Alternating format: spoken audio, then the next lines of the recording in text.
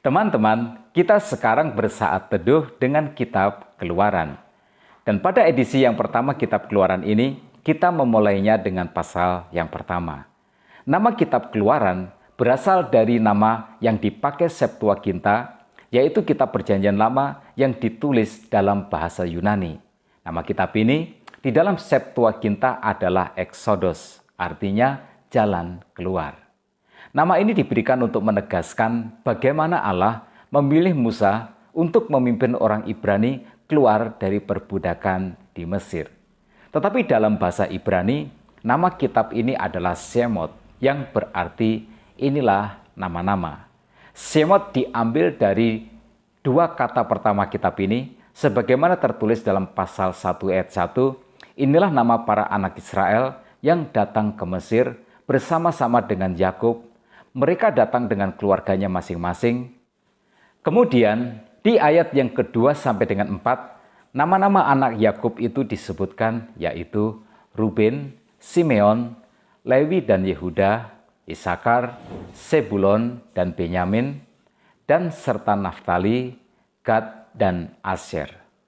Sebagai sebuah kitab yang berisi perjuangan bangsa Israel keluar dari perbudakan di Mesir, untuk masuk ke tanah perjanjian, pastilah banyak pelajaran yang dapat kita petik dari kitab ini.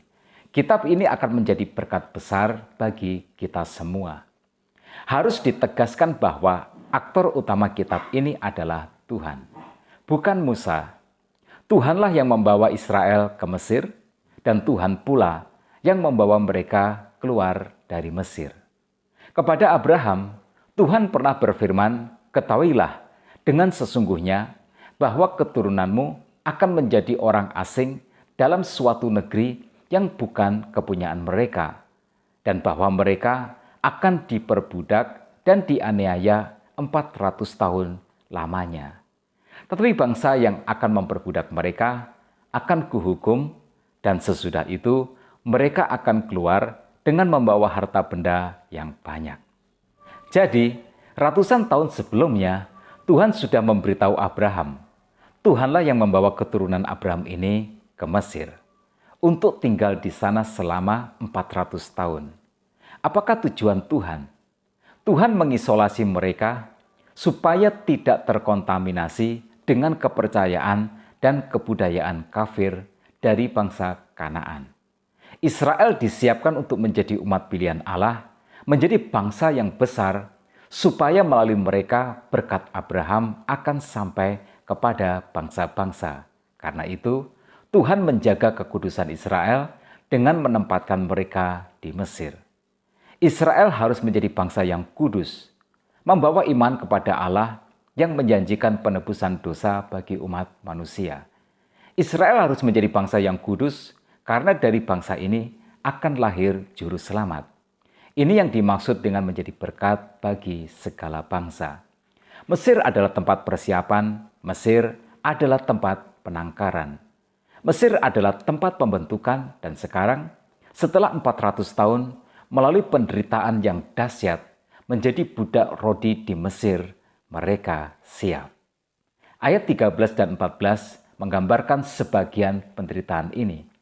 Lalu dengan kejam orang Mesir memaksa orang Israel bekerja dan memahitkan hidup mereka dengan pekerjaan yang berat, yaitu mengerjakan tanah liat dan batu bata dan berbagai-bagai pekerjaan di padang.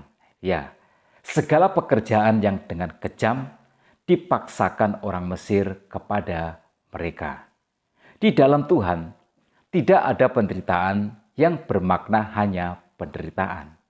Penderitaan adalah proses Tuhan. Tuhan tidak pernah menyia-nyiakan air mata kita. Tuhan punya rencana yang indah.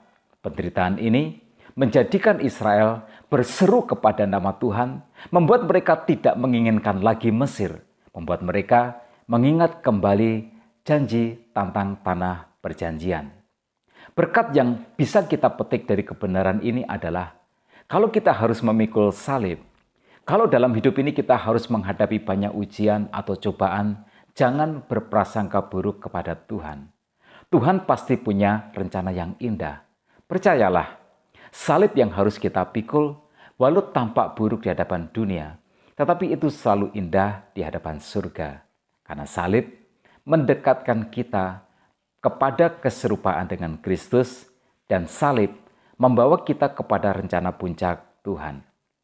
Kitab Keluaran dimulai dengan menyebutkan bahwa anak-anak Israel yang datang ke Mesir berjumlah 70 orang. Kemudian di ayat yang ke-7 dikatakan orang-orang Israel beranak cucu dan tidak terbilang jumlahnya. Mereka bertambah banyak dan dengan dahsyat berlipat ganda sehingga negeri itu dipenuhi mereka. Di Mesir, anak-anak Yakub ini menggenapi perjanjian Tuhan untuk menjadikan mereka bangsa yang besar yang tak terbilang banyaknya. Tetapi populasi Israel ini membuat Firaun yang baru menjadi takut. Lalu dilakukanlah penekanan yang sangat keras supaya orang-orang Yahudi tidak berkembang semakin banyak lagi. Mereka dijadikan budak rodi. Tetapi ayat yang ke-12 berkata, makin ditindas, makin bertambah banyak dan berkembang mereka, sehingga orang merasa takut kepada orang Israel itu. Teman-teman, ini selalu seperti ini. Iblis tidak akan senang rancangan Tuhan bagi umatnya berhasil. Iblis selalu ingin menggagalkan rencana Tuhan. Jadi, Firaun memerintahkan supaya bayi laki-laki Ibrani yang lahir harus dibunuh. Perjanjian Tuhan dengan Abraham bahwa keturunannya akan menjadi bangsa yang besar ingin digagalkan oleh iblis.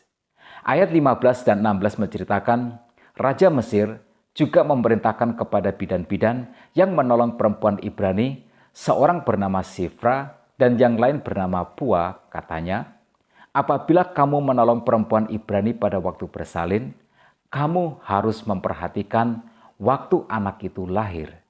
Jika anak laki-laki, kamu harus membunuhnya. Tetapi jika anak perempuan, bolehlah ia hidup. Tetapi bidan-bidan ini takut akan Allah. Jadi mereka membiarkan bayi laki-laki Ibrani tetap hidup. Firaun kemudian memerintahkan supaya semua bayi laki-laki Ibrani dilemparkan ke dalam sungai Nil. Jadi kita tahu sekarang mengapa Musa menuliskan peristiwa ini. Dia ingin menunjukkan kepada umat Israel bahwa upaya raja yang paling berkuasa di muka bumi ini tidak dapat menggagalkan perjanjian Tuhan. Rencana Tuhan pastilah jadi. Iman Israel tidak boleh melemah. Mereka harus percaya kepada Tuhan. Allah lah yang berdaulat di dalam hidup ini. Tidak ada yang sanggup untuk menahan Tuhan mewujudkan kehendak dan rencananya. Pelajaran apakah yang bisa kita petik dari pasal membuka ini? Yang pertama, menjadi umat pilihan Allah ada harga yang harus dibayar. Kekudusan dan penderitaan adalah proses Tuhan. Tetapi Tuhan tidak pernah menyanyiakan setiap tetesan air mata. Setiap salib yang kita pikul akan membawa kita semakin dekat dengan kehendak dan rencana Tuhan. Yang kedua, rencana Tuhan pasti digenapi. Keadaan sulit tidak akan pernah menjadi kesulitan bagi Tuhan untuk menggenapi rencananya. Sebesar-besarnya masalah yang harus kita hadapi, Tuhan jauh lebih besar daripada semua masalah besar yang ada di dalam kehidupan ini. Tetap semangat dalam kehidupan, sebab sejatinya Tuhan ada di setiap langkah kehidupan kita. Tuhan Yesus memberkati kita semua.